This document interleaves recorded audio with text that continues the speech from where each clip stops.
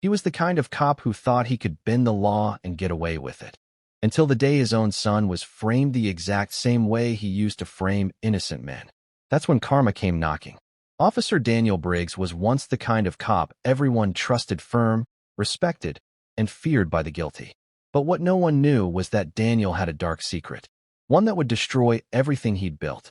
Years ago, he framed a young man named Andre Lewis, planting drugs in his car to make an easy arrest.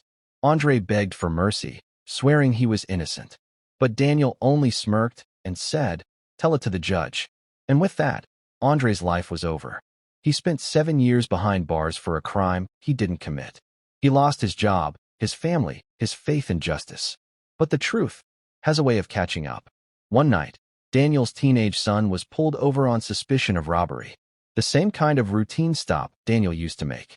He tried calling in favors, but no one answered. The evidence against his boy was stacked, planted by another crooked cop looking for a promotion.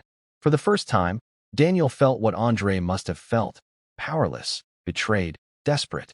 He went to court, watched his son's hands cuffed, and tears filled his eyes.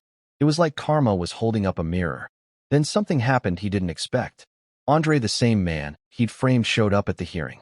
He'd been out for a year, rebuilding his life, working as a mentor for ex-convicts. When reporters asked Andre what he thought of the officer whose son now faced prison, Andre simply said, "I don't want revenge.